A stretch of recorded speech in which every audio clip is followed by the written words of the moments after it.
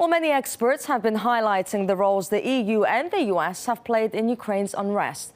But for most Western media, it's been the Russian president's hand that's been there all along. Blaming Russia for all the bad things happening in Ukraine has become the main theme of mainstream coverage. That's despite the fact that the president distanced himself from the situation from the onset. RT's Anastasia Churkina explains. A blame game the Western mainstream media play on repeat as if hell-bent. Putin's fingerprints all over the current chaos. The hand of Putin.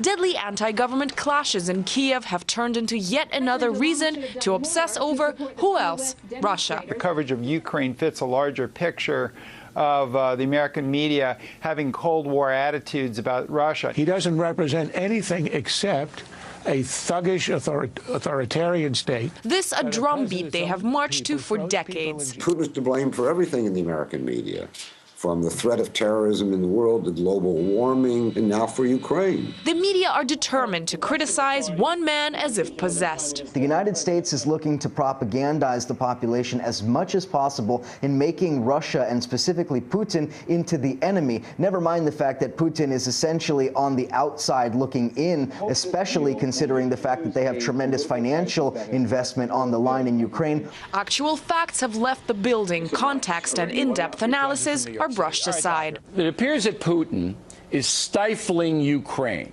Not reported was what Putin said. Why do they have to choose?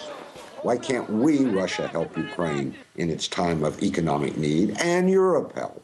That was rejected by the West. Instead, it's headlines like these that are taking center stage. Then again, superficial, attention-grabbing and hate-driven media coverage is familiar, especially when it involves events so far from the U.S. and so close to Russia. Most Americans who are in the media don't know anything about the Ukraine. They don't know much of anything about former countries that were part of the Soviet Union. I don't think the American press, including me, has inaccurately reported Vladimir Putin. Highly questionable as a battle of words aimed at one target, Trump's accuracy in the Western media.